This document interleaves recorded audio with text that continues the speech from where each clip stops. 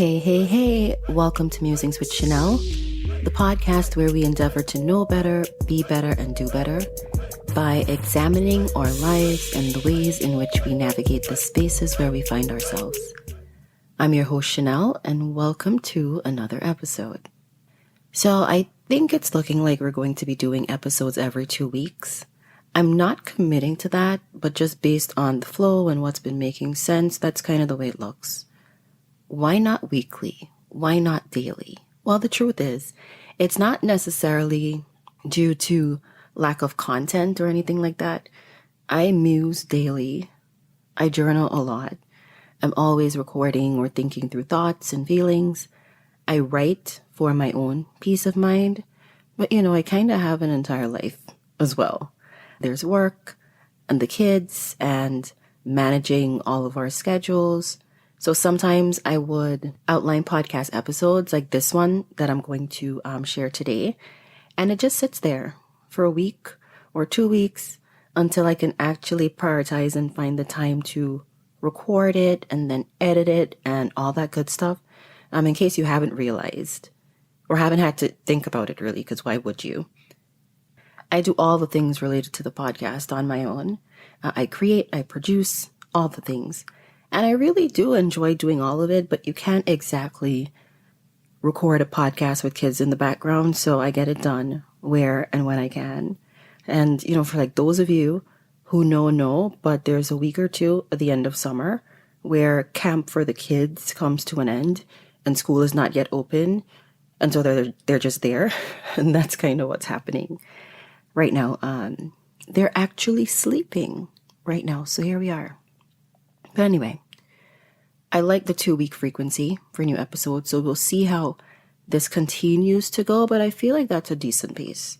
And I've gone back and forth about what we'll talk about this week because there's so many directions that I would want to go in, but at the time that I wrote the episode that I'm going to share today, I was processing feelings with the hope that by the end of that episode, I would feel better.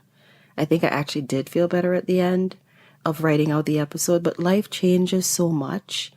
So the space that I was in when I wrote this episode is not the space that I'm in today. So it kind of feels weird to record it because usually whatever content I bring is more true to present state, but I'm going to share it anyway. I feel much clearer and less jumbled inside than I was then, which is great. But, I'm not going to switch the episode out and talk about how I feel now. I think it's worthwhile to honor those feelings that were true then. Because if I did have the time to record it, then I would have recorded it and published it anyway. So I'm not going to rob you all of what I felt at the time was something that was necessary to share and that could, potentially be helpful. So let's dive right in.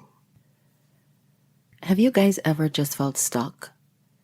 Stuck in the sense where you feel like you're going and you think you know where you want to be and how you want it to look and things are moving. It's not that life has stopped necessarily, but you, inside of yourself, you just feel, stuck. It feels like internally you're just not moving. Stagnant. I actually don't love the word stagnant. The first time I heard it was in primary school in Guyana, and I think it was a science class where we were learning about pests and germs, and I remember the book said, flies and pests gather in stagnant water. And if I'm remembering right, in the book there was this picture of a drain with water and, they drew in all the flies around it and they made those little squiggly lines to let you know just how gross it was and indicating that there's an unpleasant smell here. Ugh. Stagnant water. I just don't like the word. And sometimes I approach feeling stuck inside with the same level of disdain. I do not like feeling that way, right? Why is this a thing? That I feel like inside of me somehow nothing's moving. Feels like I'm not progressing somehow inside and it feels like I need to move. I have places to be, people to see, but inside, like, why is it that I sometimes feel stuck? And what would it look like or feel like to be unstuck? So when I get into the space of realizing that there is some kind of blockage in the energy that's flowing within me, I try to get down to, like, what does this mean for me exactly? How do I get out of it? Because I understand that, there is peace and stillness, but this is not that feeling. This is not stillness, right? And I know it because there's peace and stillness, but there's tension whenever I feel stuck. Big difference. So that's kind of what I've been thinking about and trying to better understand and reconcile within myself, because outwardly life doesn't stop. Look around, it doesn't. But sometimes inside of myself, feels like I'm just there. Inside of me, sometimes I find my inner self feeling as though I'm between a rock and a hard place. And I know that's not real. It can't be real. So I ask myself, what is my mind telling me? And what lies am I building this inner reality on, such that even momentarily, I'm now allowing myself to believe I'm trapped in some way, when that simply cannot be true. So I was thinking about this, and then that Bob Marley song came to mind. I know it's all fun and games and good vibes and full of consciousness when you listen to Brother Bob, until the lyrics hit differently one day. You're like, whoa, wait a minute, Shinnell, I think this is for you. Emancipate yourself from mental slavery. None but ourselves can free our minds. And I was there and I'm like, yeah, it's the mind. It's me. What prison am I creating for myself in my mind?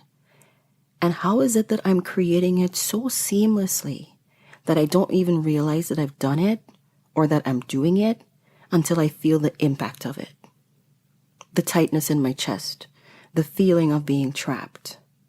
Also, personally, I think the hardest part of living and choosing to live an aware life and to live consciously is the part where I actually have to take responsibility for how I choose to experience life, right? How I navigate my days, whether I choose to have a good day or a bad day, because truly, I always have a choice. We always have a choice. If the day is not going well, then I choose where I want to dwell.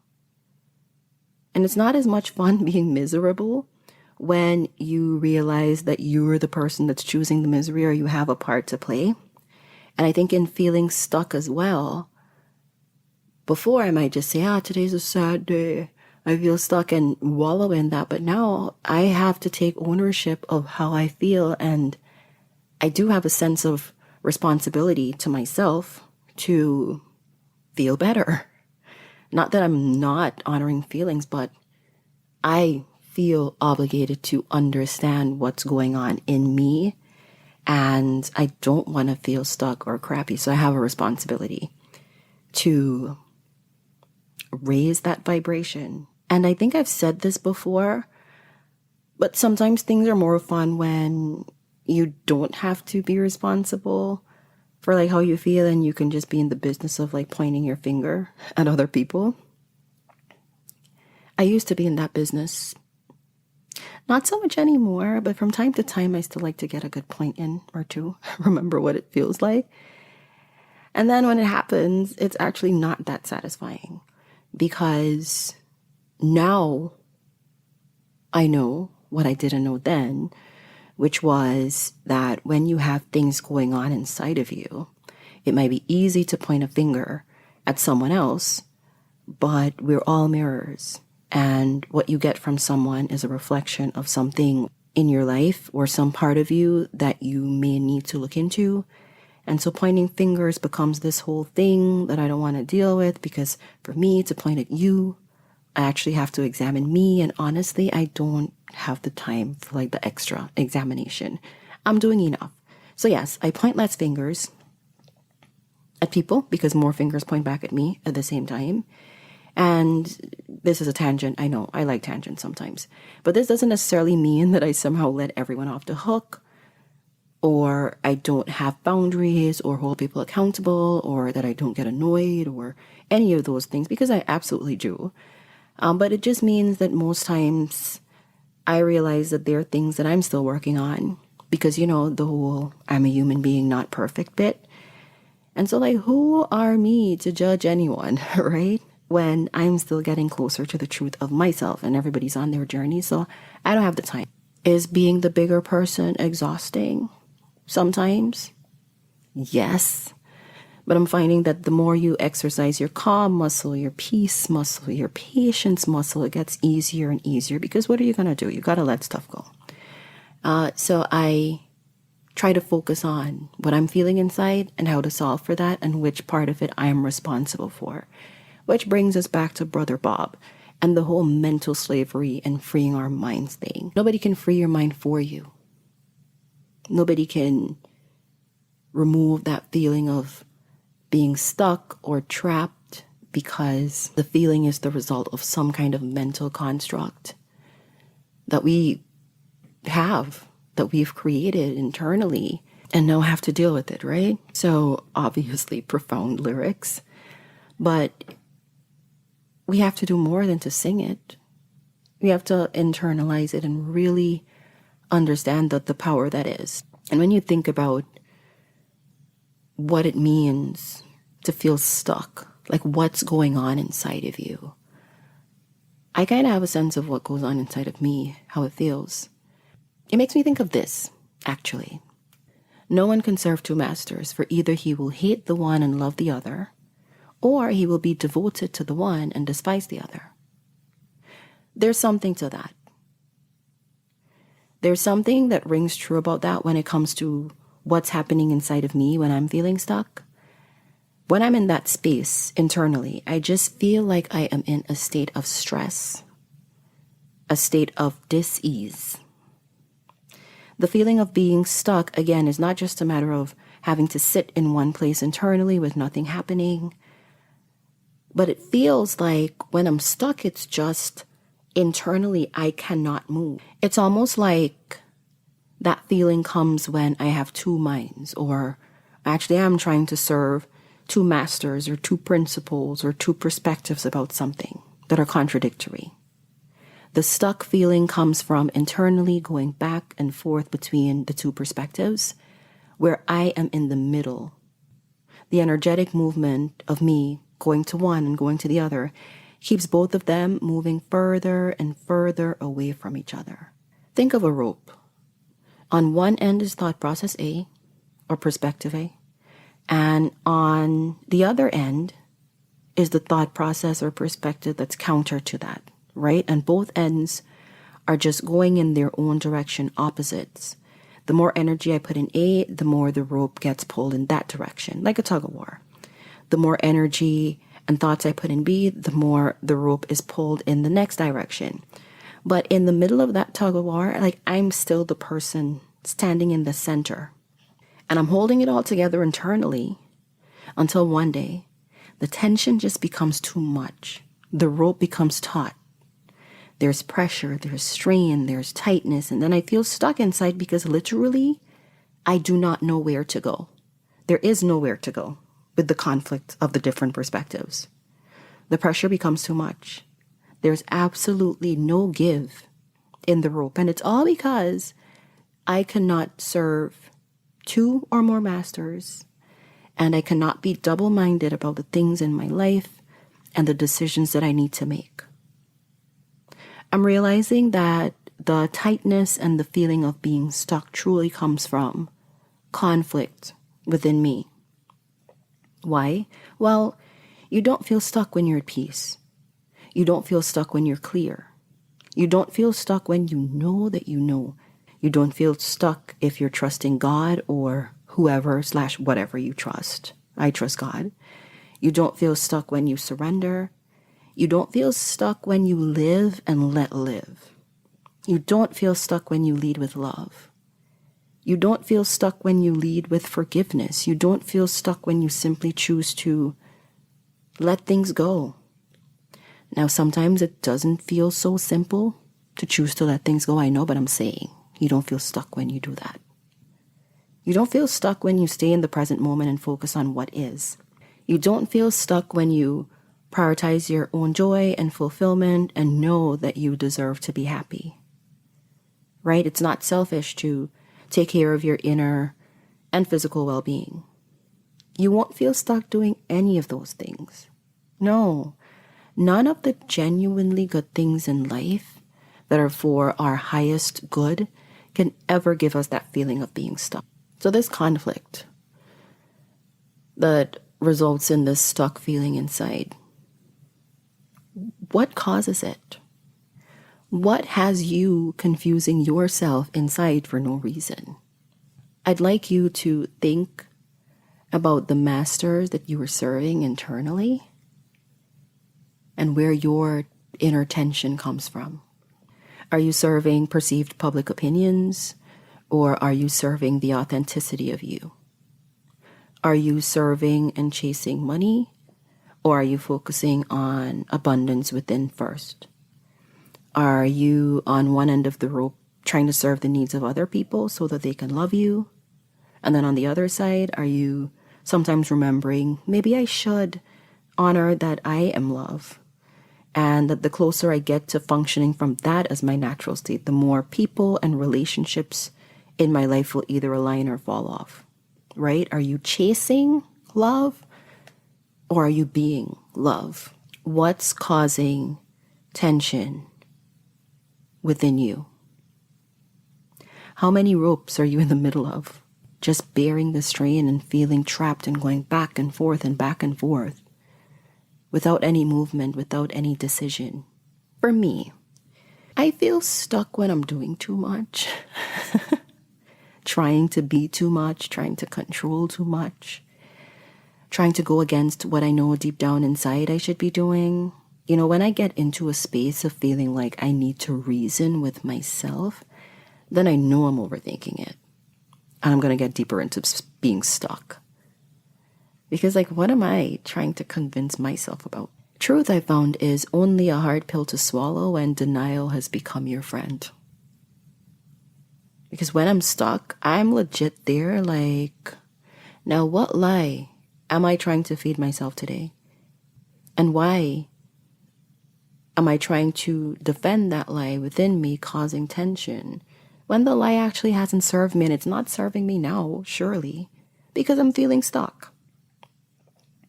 The two masters I would say I historically have struggled the most with, that go, on the opposite sides of the rope, are faith and fear. I struggle less now, and I'm not even sure I would call it a struggle anymore because that's a strong word, and I've done a lot of self-work on this, but my strategy is just, I overdose on faith on the days when I'm up so that I won't forget completely that there's hope on those days when I'm down, right? Like I have something to tap into. And I know we say, well, feel the fear and do it anyway, do it scared, but have the faith to do it. I still believe that. I don't think that there's a path here to, in my case, eliminate fear. Fear serves us. Sometimes it keeps us safe, but when fear is talking slick to you and messing up your inside and trying to rewrite history and doomsday prep you for a future and a present that looks bleak, well, then it's problematic.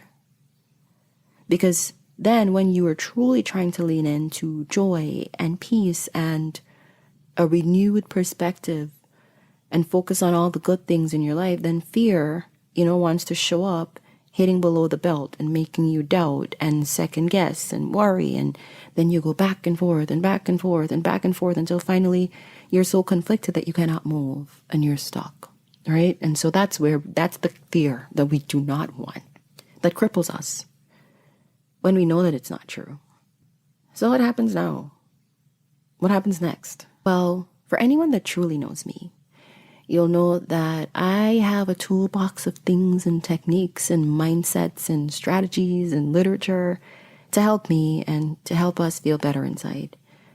Am I a compliance person by profession, and do I have a day job? Yes. But I also have what I think of as my life's work, which is a part of, which is what this podcast is a part of. And that life work is really seeking and understanding what a good life is and how it looks and what peace feels like.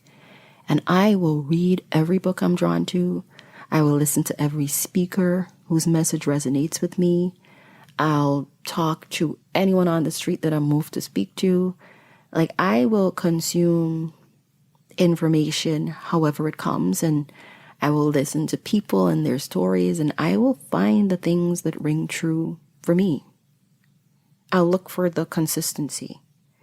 I'll find the common messages of higher consciousness between, different religions and atheists and those who believe in energy, and see how it all translates. Like, what do all these people have in common? Like, what's good and universal in the truths that they all find? Because, no matter how we package things, no matter the path we take, there's something that connects all of us. There's some truth that we're all seeking, whether within ourselves or in our relationships with other people. There is connection. And when I feel stuck, most times, first thing I do is breathe. It may seem like nothing, but I'm telling you, we forget to breathe mindfully and deeply. We're just out here walking through life, la la la la la, shallow breathing and surface breathing. Oh, deep breaths, that'll take too long. I don't have the time to be mindful. But I'm telling you, you gotta breathe. And for me, because my feeling of being stuck really does translate to me feeling heavy in my chest, like I need oxygen, I need movement, I need the blood to flow, I need relief, and so I must breathe. Remember that I'm here. Remember that there's power in the breath. So it's the 4-7-8 breathing technique. You can Google it. I'm not making it up. But basically, you inhale deeply for 4 counts. And the way this inhale works is to do it through your nose with your mouth closed. But you need to really feel your belly expand. It's a deep inhale. So when you inhale, picture yourself smelling a rose. That's the way you pull the breath in. And then you hold that breath for 7 counts or 7 seconds, whatever. And then you exhale. After you've held it for 7 counts, you exhale through your mouth for 8 counts, emptying all of the breath that you took, right? And so since we're endeavoring to know better and be better in this podcast, we're going to take a conscious breath or 2. I don't know. Let's see how this goes. But I just think it's important for you to breathe, and I'll guide you through this one because you need to get some practice. So get still. Even if you're doing something, you can still be still while multitasking. Truly, you can. You have to learn to tap in even while you're outwardly doing things. So just as you're doing whatever you're doing right now, if you can't completely go calm and sit somewhere and you're involved in an activity or something else, then just take a minute to relax your body.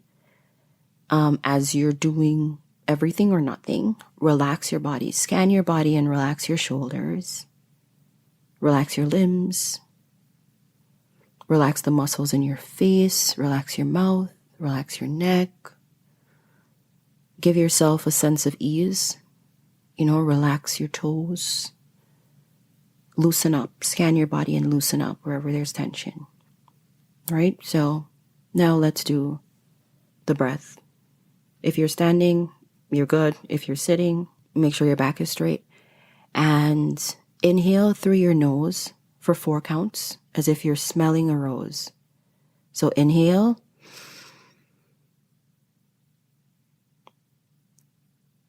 Hold it for 7.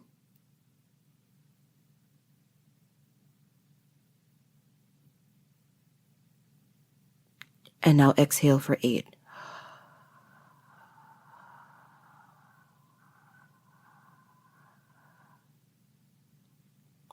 Okay. Now catch your breath and breathe normally. Now for me, the first time I started doing this breath, I would feel like if I wanted to pass out on the exhale, because how much breath do y'all think I have? But it works. So now let's do that again. Inhale as if you're smelling a rose for 4 counts. So inhale. Hold it for 7.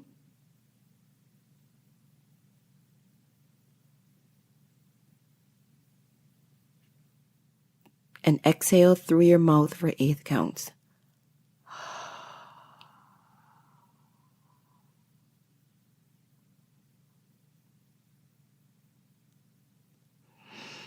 Good. Go back to your normal breath and just relax. Now, throughout the day, you can do that. Tap into your breath at any time. It's your breath. You're alive. And do that until you feel better than you did when you took the first breath. And when you're inhaling for that 4, make sure you feel your belly expand, right? Be involved in that conscious breath. And it works for me, I'm telling you. It's cleansing. And after you do it a few times, for me, I just calm down and I recenter a bit. And if you like breathing, if you like it, the breathing exercise, and it works for you, then as you practice it more, you might want to put a little extra on your breaths. So sometimes I like to set an intention about what I am inhaling and exhaling. So it would be something like if on a day I feel stuck, right? And it feels like a lot's going on inside of me. I would say, inhaling peace as I take the breath. And I hold that peace within me. And then when I exhale, I say exhaling fear and I release the breath. I can do that when I'm doing conscious breath. I could just do that throughout the day sometimes when I just focus on inhale, exhale, right? Give it a name. Inhale, peace. Inhale, love. Exhale, fear. Exhale, doubt. Exhale, lack, whatever the case is. And I feel empowered when I do that because it feels like there is movement within me, right? Because each breath is moving. It's revitalizing your cells, giving them vital energy, right? And so it sets an intention because as long as I'm alive, I'm going to be breathing. And it feels empowering because I'm not denying the existence of whatever conflicting feelings or perspectives that I have that are causing me to feel stuck within, right? I'm not denying the things that are on the sides of the rope within me that are causing the tension, but rather I am acknowledging all of it because all of it is me inside of me. And I am inhaling the things that I want and taking an action to release with each breath, and mentally starting the process of letting go the things that I don't want. Because what's causing you tension, what's causing you pain, what's confusing you doesn't have power over you because it doesn't even have power over your breath, over your mind, right? So that's one technique that I use when I'm feeling stuck that I wanted to share. Another thing I sometimes do a lot, not sometimes, nearly all the time do, when I'm feeling stuck is I journal. Like I mentioned before, I was feeling stuck when I did this episode initially, and so I had to journal to get it out. And I know that journaling won't fit everybody, and I'm not trying to make it fit. Well, I'm just sharing, this podcast is me sharing me, and hoping that something resonates or moves somebody in a direction that's true for them just by hearing me, with the things that are true for me. But journaling really helps me. I love words and I love feelings and I love to explore them. And so I try to use that love of words and expression that I have to put pen to paper, kind of like I am now. And I just keep writing and writing and writing until I feel better and until there's a noticeable shift inside of me. Because I know if I allow myself to write long enough, the problem seems to become smaller, my perspective becomes broader and clearer, and by the end, I am just feeling like, I'm looking forward to this amazing light that I've convinced myself that I'll have, right? Because everything is good and everything is done, right? And I get back to that point by the end. And I know that may seem like an unbelievable shift, but it's true for me. No matter if I start out weak or feeling defeated, I always come out strong when I write to completion. But I had to learn how to write. You see, before when I used to journal, there were a lot of times where I would never get to that point of clarity or hope because I was journaling not about how I actually felt, but about how I felt about the way that I felt. You know what I mean? I would journal about how I think I should feel, or I would journal with guilt about how I was feeling. So if any journal entry of mine started with, XYZ happened and I know I shouldn't feel this way because 1, 2, 3, then that's a no. That journal entry would get me nowhere.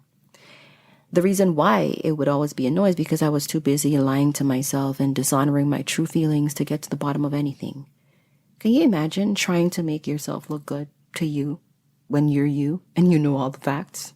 right? You want to look stronger to you. You want to look less hurt to you. You want to look more justified to you.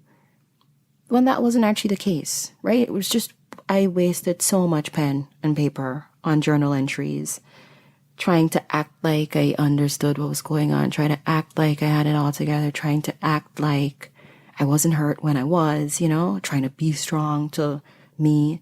It's weird. But once I started being honest with myself and about what I was hurt about or angry about or scared about enough to write it on paper and keep going until I see where it carried me, then that's when things started opening up, and journaling then started really helping me to get to the truth, because how could it not?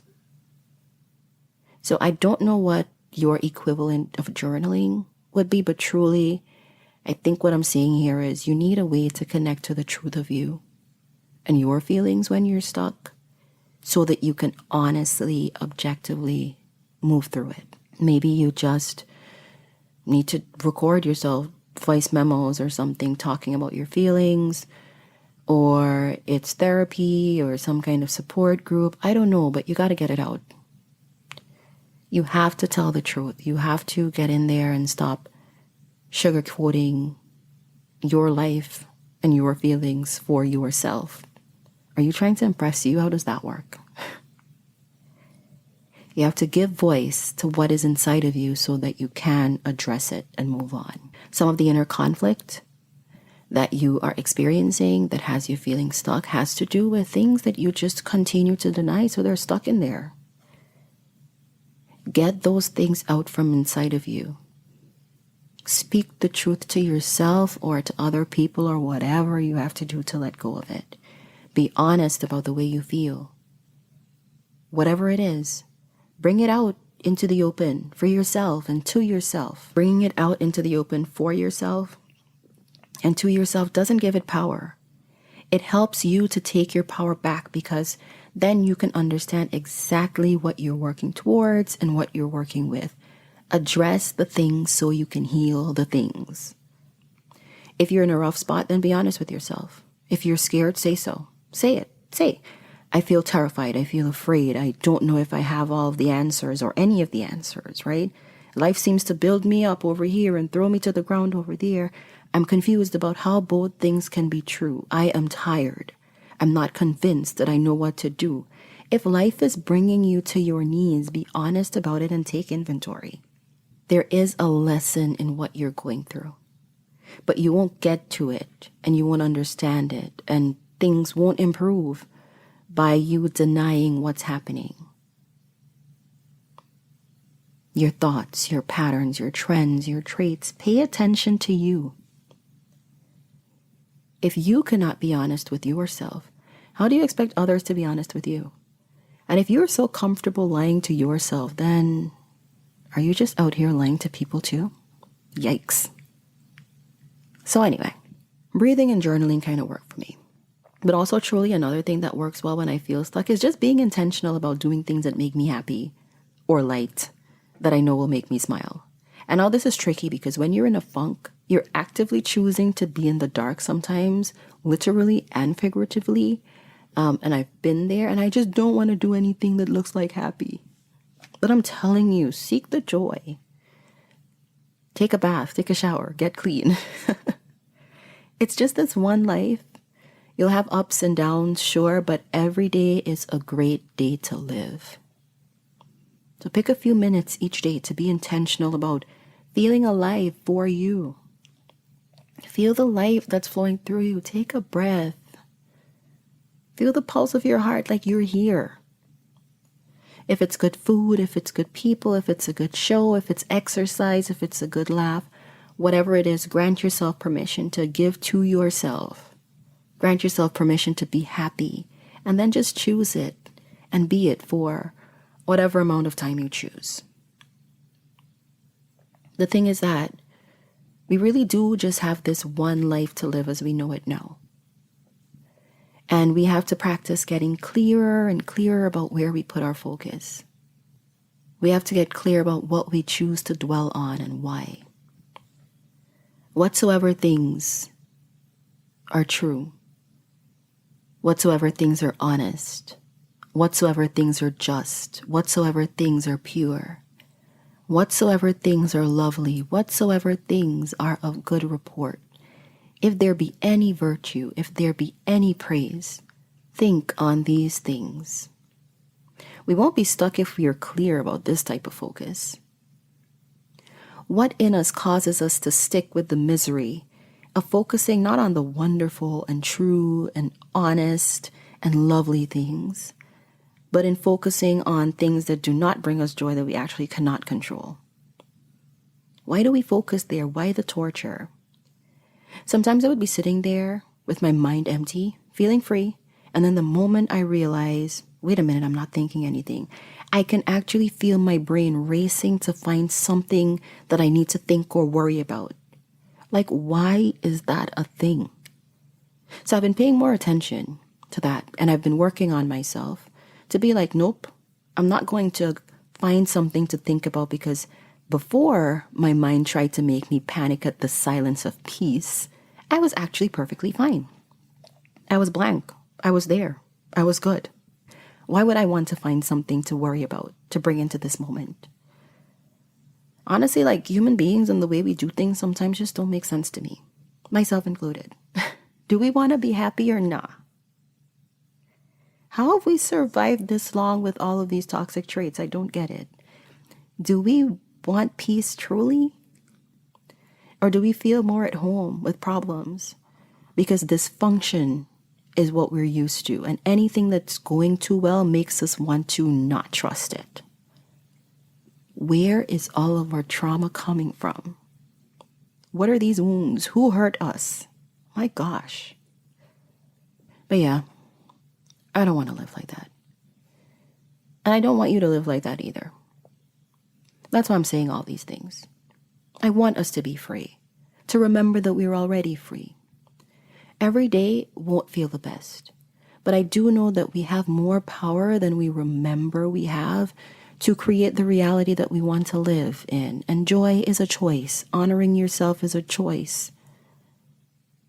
Deciding to choose differently, you're making a choice about how you want to approach decisions. No, you don't have to fake happiness if you feel sad. You don't have to smile when people disrespect you and make you angry.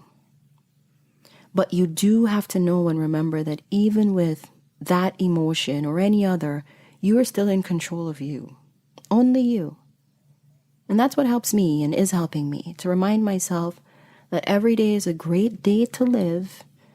And no matter what it looks like, or what tall tales fear tries to tell, or what trials and challenges come in the form of people and situations, that all things will continue to work for my good, and I still get to choose how I want to experience this life. And that's just facts. You know, this episode actually worked. When I wrote it initially, I started out feeling so heavy, and I tried so many different things and nothing worked, and I just felt heavy all day, all night.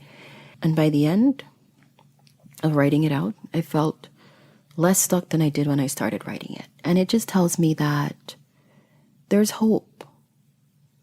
There's always hope. There's always another way to look at things.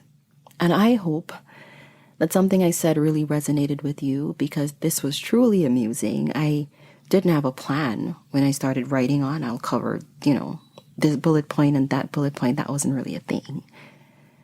But here we are. We've covered the episode.